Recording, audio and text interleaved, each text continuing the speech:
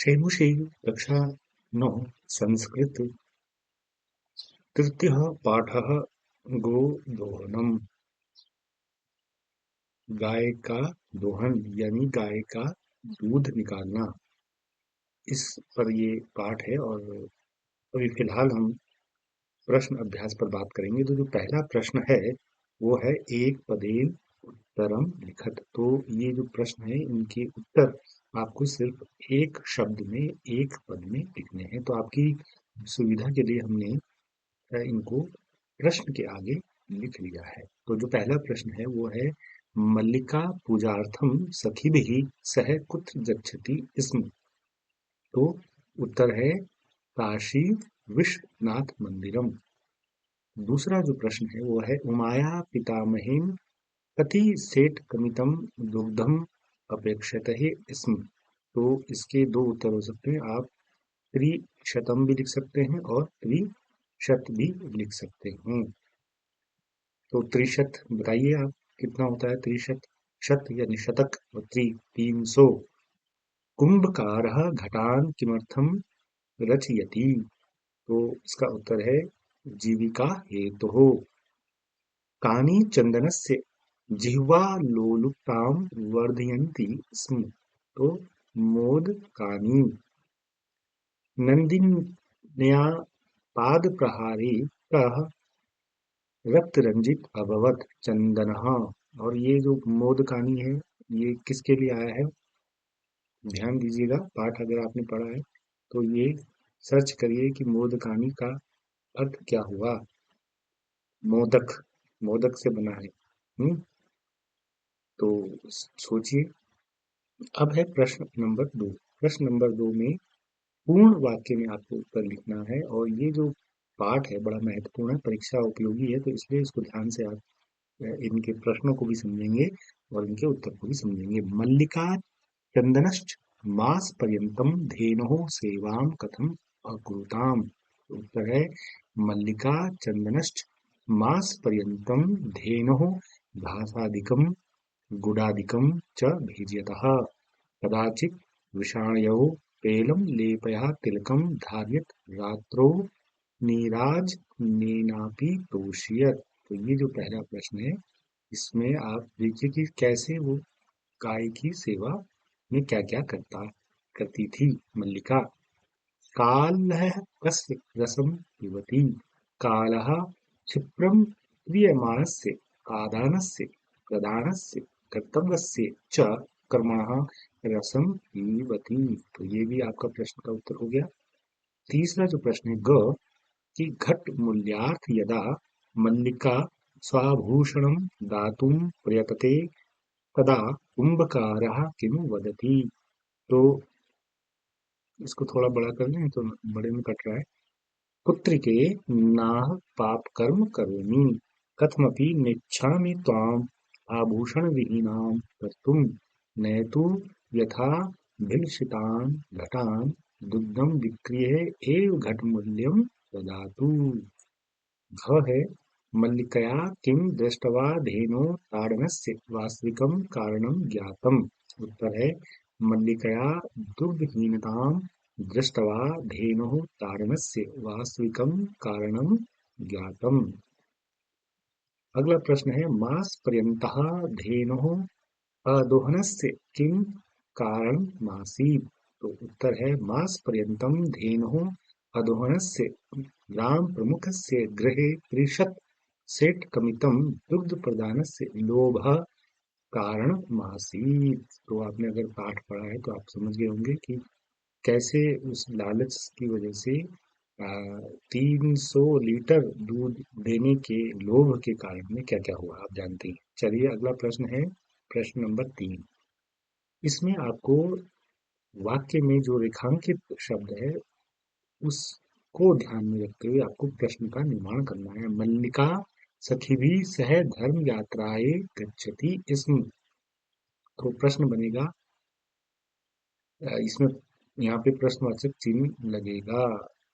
ये मल्लिका का भी सह धर्म यात्राए गच्छति इसमें मल्लिका किसके साथ धर्म यात्रा पर गई। ख प्रश्न है वाक्य है जिसका प्रश्न बनना है। यहाँ पे भी हमने इसको क्वेश्चन मार्क लगाना है, ये ध्यान रखेंगे आप।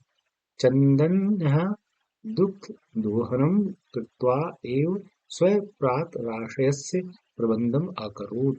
तो प्रश्न बनेगा चन्दनः दुग्धदोहनं कृत्वा एव कस्य प्रबन्धम् अकरोत्। तो आपको ये वाक्य में यहाँ जो ये रेखांकित शब्द है इसके आधार पर वाक्य बनाना है।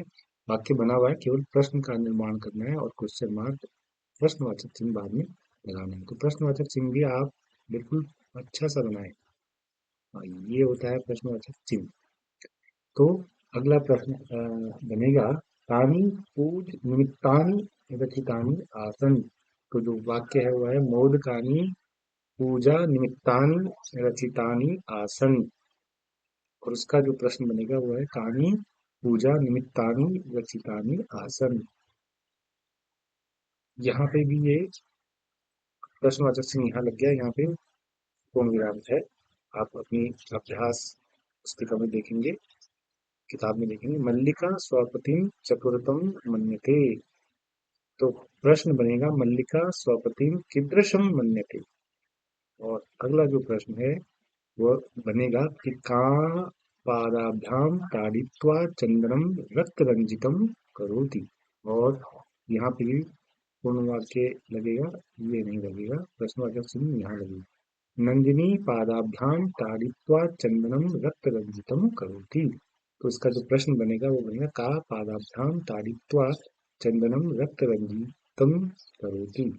अब ये जो चौथा प्रश्न है वो रिक्त स्थान की पूर्ति करनी है और ये परीक्षा में पूछा जाता है, बहुत महत्वपूर्ण है। ऐसा एक अनुच्छेद आता है और मंजूषा में, यानी ये जो मंजूषा है बॉक्स है, इस बॉक्स में शब्द हैं। इन शब्दों को आपने उचित वाक्य के बीच में उचित शब्द को रखना है। ध्यान रखेंगे अगर एक गलत हो गया तो एक के साथ साथ दो गलत हो जाएंगे। 2 नंबर 5 नंबर का आता है ज्यादातर, तो आप उसको देखेंगे अच्छे से। पहले पूरा का पूरा सेंटेंस पढ़िए, पूरा का पूरा अनुच्छेद पढ़िए और तब देखिए कि कौन सा शब्द कहाँ पर उचित तरीके से लगेगा। तो आपकी सुविधा के लिए हमने ये इसको ऐसे कर लिया है। तो इसको हम पढ़ेंगे।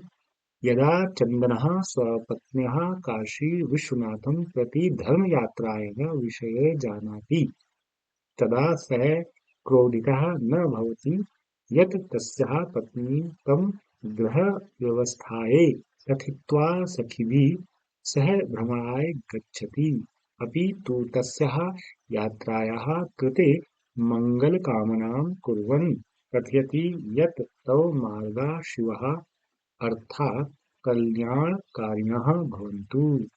मार्गे काचिदपि बाधा तव कृते समस्यां न उत्पादयेत्। एतेन सिद्ध्यति यत् चन्दनः नारी स्वतन्त्रतायाः समर्थकः आसीत्।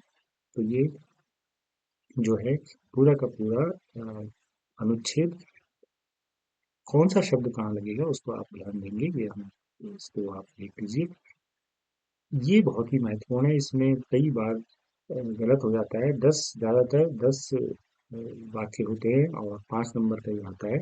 आपको इसको पूरी की पूरी जो कथा है उसके अनुसार इसको क्रम में लगाना है। तो आपके हिसाब से हमने इसको क्रम में लगा दिया है।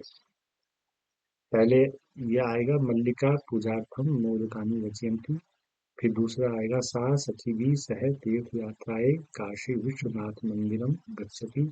फिर तीसरा क्रम है उमा मासान्ते उत्सवार्थम दुग्धस्य आवश्यकता विषये चंदनम सूचयति।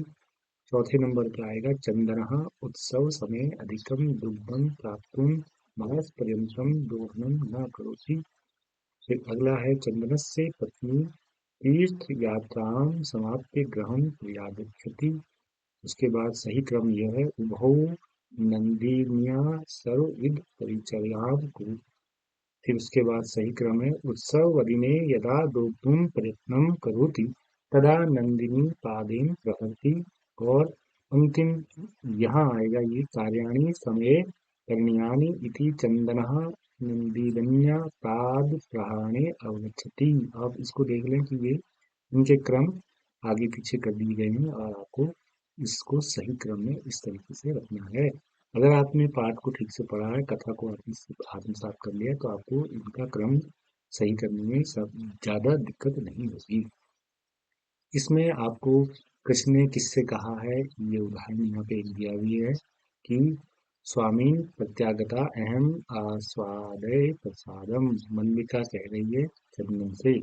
तो आपको ये सब लिखना है, तो यहाँ आपकी सुविधा के लिए हमने इसको बना दिया है। धन्यवाद मातुल याम्य अधुना, उमा ने कहा किससे, चंदन से, चंदन के प्रति हमारे का ये कथन है। प्रीसेट कृमित्तम दुग्धम सोगुणम व्यवस्था भविष्यति, चंदन कह रहा है उमा से।